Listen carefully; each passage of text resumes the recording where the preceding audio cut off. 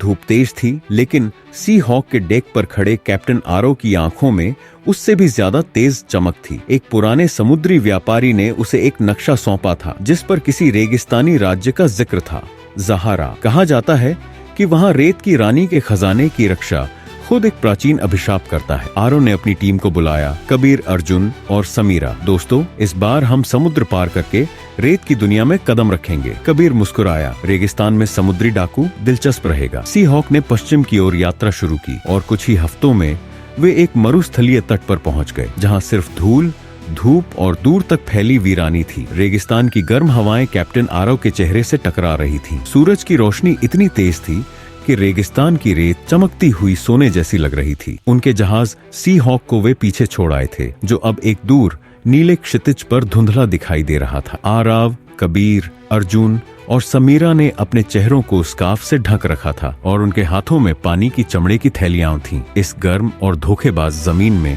सबसे कीमती चीज, समीरा ने नक्शा निकालते हुए कहा, हम ज़हारा के बाहरी इलाके में हैं। अगर ये पदचिन्ह सही हैं, तो हमें जल्द ही वो खंडहर दिखाई देंगे। आरव ने दूरबीन निकाली और दूर देखा। रेत की लहरों के बीच कुछ अजीब आकृति नजर आई। वो देखो, रेत में दबे हुए टॉवर और वो कोई पत्थर की मूर्तियां। अर्जुन ने भौहें चढ़ाई। रेगिस्तान में मूर्तियां? कौन बनाता है यहाँ मूर्तियां? कबीर ने अचानक नीचे झुककर इशारा किया। कैप्टन, पद चिन्ह। रेत में बड़े और गहरे पद चिन्ह थे, जैसे कोई भारी भरकम प्राणी वहाँ से गुजरा हो। पर ये पद चिन्ह अचानक एक जगह आकर गायब हो रहे थे। समीरा धीरे से बोली, ये तो कोई सामान्य इंसानी पद चिन्ह नहीं है, ये कुछ और है। आरव ने कंपास और नक्शा एक बार फिर देखा। हम जिस दिशा में जा रहे हैं वो सीधे ज़हारा के गेट ऑफ साइलेंस तक जाता है। वही रास्ता इस रहस्य की शुरुआत है। टीम अब पूरी तरह सतर्क हो चुकी थी। चारों ने अपनी तलवारें और खंजर कमर से निकाल लिए और उस दिशा में चल पड़े जहाँ रेत में कुछ दबा हुआ था। जैसे जैसे वह करीब पहुँचे, उन्हें महसूस हुआ यह कोई सामान्य खंडहर नहीं था। यह एक पुराना मंदिर था, आधा रेत में दबा हुआ। उसके स्तंभों पर अजीब आकृतियां बनी थीं, ऐसे चेहरे जो चीख रहे थे और आंखें जो जैसे देख रही हों। कबीर ने दीवार पर कुछ उकेरा हुआ देखा, एक भाषा जो किसी ने पहले कभी नहीं पढ़ी थी। समीरा ने अपने बैग से एक पुरानी स्क्रॉल निकाली और दोनों की तुलना करने लगी। कुछ देर बाद समीरा ने धीरे से पढ़ा, जो ज़हारा की रानी को छेड़ेगा उसकी परछाई रेत में खो जाएगी और आत्मा कभी वापस नहीं लौटेगी। एक गहरी चुप्पी छा गई। अर्जुन ने झुंझला कर कहा, अबे हर जगह श्राप क्यों लिखा होता है?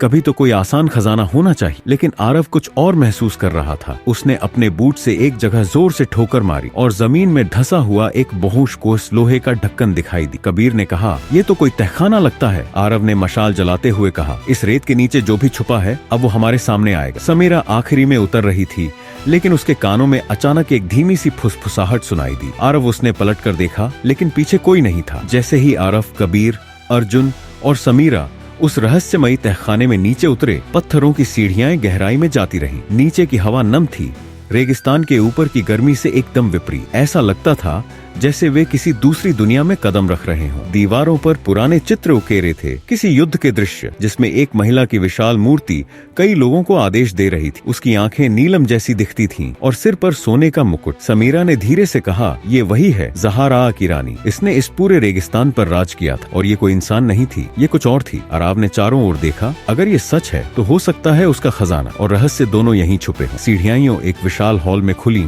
जिसकी छत बहुत ऊंची थी। वहाँ पत्थर की दर्जनों मूर्तियां खड़ी थीं, सब योद्धाओं की शक्ल में। उनके चेहरे विकृत थे, जैसे डर के किसी क्षण में हमेशा के लिए कैद हो गए हों। कबीर ने आगे बढ़कर एक मूर्ति को छुआ। कड़ाक, एक धीमी सी दरार की आवाज आई। मूर्ति की आंखें नीली चमकने लगी। आरव ने चिल्लाकर कहा, पीछे हटो। अगले ही पल मूर्तियां धीरे धीरे हिलने लगी। रेत की फुसफुसाहट गूंज उठी। हर मूर्ति के पत्थर से रेत झड़ने लगी और उनके शरीर हिलने लगे।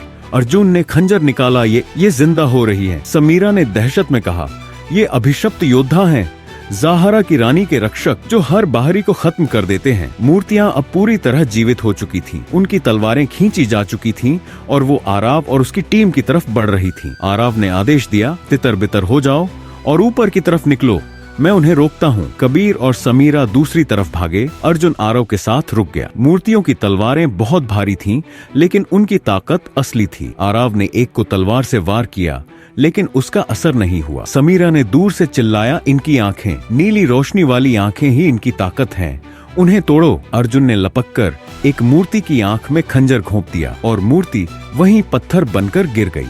उसने एक एक कर दो मूर्तियों की आंखें निशाना बनाकर गिरा दी। कबीर ने एक मशाल उठाई और रेत पर फेंकी। जैसे ही आग फैली, मूर्तियां पीछे हटने लगी। उन्हें आग से डर लगता है, कबीर ने चिल्लाया। पूरी टीम ने अपनी मशालें ऊपर उठाई और एक गलियारे की तरफ दौड़ पड़ी जो पीछे की ओर जा रहा था। पीछे से रेत में सरसराहट की आवाजें आती रहीं, लेकिन जब तक वे अगले द्वार तक पहुंचे, पीछे सब फिर से शांत हो चुका था। अर्जुन ने हांफते हुए पूछा, अब क्या? आराव ने आगे की ओर देखा। वहां एक दरवाजा था जिस पर एक बार फिर ज़हारा की रानी का चेहरा उकेरा हुआ था। इस बार उसकी आंखों में 2 असली नीलम जड़े थे और उसके नीचे लिखा था, जिसने मुझे जगाया अब वह मेरी आंखों से देखेगा। समीरा ने कांपती आवाज में कहा, यह दरवाजा अब सिर्फ खून की कुर्बानी से खुलेगा। कबीर धीरे से बोला, तो ये तो बस शुरुआत थी, असली डर अब शुरू होगा। आरव की आंखें ज़हारा की रानी की उस रहस्यमयी मूर्ति पर टिक गईं। उसकी पत्थर की आंखों में चमकते हुए 2 नीलम, मानो किसी जिंदा इंसान की निगाहें हों। उस मूर्ति के नीचे उकेरे गए शब्दों ने पूरे माहौल में एक डरावनी खामोशी भर दी थी, जिसने मुझे जगाया अब वह मेरी आंखों से देखेगा। समीरा धीरे से आगे बढ़ी। उसने कहा, यह कोई आम द्वार नहीं, यह एक जीवित द्वार है। इसे खोलना मतलब रानी की चेतना को जगाना है। कबीर ने तलवार अपने हाथ में कसते हुए कहा, हम उसके खेल का हिस्सा बन चुके हैं, अब बस हमें उसे हराना है। आराव ने उस मूर्ति की आंखों की ओर देखा। इन नीलमों में कुछ है, शायद ये दरवाजा इन्हीं से नियंत्रित होता है। अर्जुन ने चारों ओर ध्यान से देखा। जमीन पर कुछ धूल जमी थी, लेकिन उसके बीचों बीच एक छोटा सा कटोरे जैसा उभार था, जिसमें कुछ सूख चुका खून पड़ा था। खून की कुर्बानी से ही यह द्वार खुलेगा, समीरा ने कांपते हुए दोहराया। आरव ने खंजर निकाला और अपनी हथेली में छोटा सा कट किया। उसका खून उस कटोरे में टपकते ही नीलम नीली रोशनी में जल उठे। पत्थरों की दीवारों में कंपन हुआ। सावधान, आरव ने कहा। अचानक रानी की आंखों से निकलती नीली रोशनी सीधे आरव की आंखों से टकराई। आरव की चीख निकल गई। कैप्टन कबीर चिल्लाया और उसकी तरफ दौड़ा, लेकिन आरव अब पूरी तरह खामोश था। उसकी आंखें बंद थीं, जैसे वह किसी ट्रांस में चला गया हो। समीरा घबराकर बोली, रानी की आंखें उसे खींच रही हैं। ये कोई चेतना है जो अब उसके जहन में प्रवेश कर चुकी है। आरव के होंठ हिले, पर ये उसकी आवाज नहीं थी। तुमने मेरी आंखों से देखने का साहस किया है, अब तुम मेरा अतीत देखोगे, मेरी पीड़ा, मेरा शाप। और उसी क्षण आरव की आंखों में एक नई दुनिया खुल गई। उसे खुद एक रेगिस्तानी साम्राज्य में खड़ा महसूस हुआ। दूर तक सुनहरी रेत फैली थी और बीच में एक विशाल किला रेत से बना हुआ, लेकिन चमकता हुआ। उसमें एक युवती बैठी थी, बेहद सुंदर, मगर उसकी आंखों में दर्द था। वह ज़हारा की रानी थी। उसके चारों ओर यज्ञ चल रहा था। पुजारी उसे किसी शाश्वत शक्ति से जोड़ने की कोशिश कर रहे थे। रानी ने विरोध किया, लेकिन सत्ता और अमृता की लालच में मंत्र पूरा हुआ। अचानक रानी की चीख, उसकी आंखों से रोशनी फूटने लगी। उसके शरीर से आत्मा निकलकर पत्थर में कैद हो गई। मुझे जिंदा रहते पत्थर बना दिया गया और मेरी आत्मा इन नीलमों में कैद कर दी गई। अब जो भी इन्हें देखेगा वह मेरी कैद में फंसेगा जब तक मेरी मुक्ति नहीं होती। आराव की सांस तेज हो गई। वह उस दर्द को महसूस कर रहा था, लेकिन तभी एक और आवाज आई, या तो तुम मुझे आजाद करो या तुम भी पत्थर बन जाओगे। अचानक आरव जमीन पर गिर पड़ा। उसकी सांस तेज चल रही थी। कबीर और समीरा ने उसे उठाया। कैप्टन, क्या देखा आपने? अर्जुन ने घबरा कर पूछा। आरव ने कहा, वो जिंदा है, रानी की आत्मा इन नीलमों में बंद है। कबीर बोला, तो क्या हमें इन नीलमों को तोड़ देना चाहिए? आरव ने सिर हिलाया, नहीं, अगर हम ऐसा करेंगे तो उसकी आत्मा पूरी तरह आजाद हो जाएगी और तब हम उसे कभी रोक नहीं पाएंगे। समीरा ने डरते हुए पूछा, तो फिर आगे क्या? आरव ने नजरें उठाई। दरवाजा अब धीरे धीरे खुल रहा था। उसके पीछे था एक और गलियारा जो सीधा रानी की कब्र गृह की ओर जा रहा था। आरव ने तलवार कसकर पकड़ी। अब हमें उस रानी से आमने सामने मिलना होगा और उसकी आत्मा को वहीं कैद करना होगा जहाँ वो शापित हुई। रेत की रानी के द्वार के पार अंधेरा था, गहरा, ठंडा और बिल्कुल खामोश। आरव ने सबसे आगे चलना शुरू किया। हाथ में मशाल और आंखों में अजीब सी बेचैनी थी। लगता था मानो रानी की आत्मा उसके भीतर कोई हलचल मचा रही हो। कैप्टन, क्या आप ठीक हैं? कबीर ने धीरे से पूछा। आरव ने धीरे से सिर हिलाया। जब तक मैं उसके मकबरे में पहुंचकर उसे फिर से बंद नहीं करता, तब तक कुछ भी ठीक नहीं होगा। रास्ता धीरे धीरे एक गोलाकार कक्ष में बदल गया। दीवारों पर बनी चित्रकथाएं रानी ज़हारा के जीवन को दर्शा रही थीं। एक शक्तिशाली महिला जिसे अमृतत्व के नाम पर बलिदान दे दिया गया था। और फिर सामने आया ज़हारा का मकबरा, एक विशाल पत्थर की समाधि जिसके चारों ओर नील रत्नों की चक्रवात में बसी रेखाएं थीं। हवा भारी हो गई थी। कबीर ने महसूस किया जैसे कोई अदृश्य ताकत उनकी सांसों को खींच रही हो। अचानक हवा की सरसराहट एक स्त्री की गूंजती आवाज में बदल गई। तुम मेरी कैद को तोड़ने आए हो या मुझे और गहरा दफनाने? समीरा कांप गई। वो यहाँ है हमारे बीच में। तभी अचानक आरव के हाथ से मशाल गिर गई और चारों ओर रोशनी अपने आप जल गई। ज़हारा की आत्मा हवा में एक घूमते धुएं के रूप में उभरी। उसका चेहरा सुंदर था, मगर आंखें शून्य, डरावनी। कबीर ने तलवार निकाली। कैप्टन, हमें कुछ करना होगा। आरव आगे बढ़ा। मैं उससे बात करूंगा, शायद वो अब भी इंसानियत को समझे। ज़हारा की आत्मा ने आरव को देखा और कहा, तुमने मेरी पीड़ा देखी है, क्या तुम मुझे मुक्ति दोगे? आरव ने गंभीरता से जवाब दिया, अगर तुम शांति चाहती हो तो तुम्हें अपने अतीत से बंधन तोड़ने होंगे। अपनी शक्ति को वापस जमीन में लौटाओ। ज़हारा हंसी, एक डरावनी गूंजती हंसी।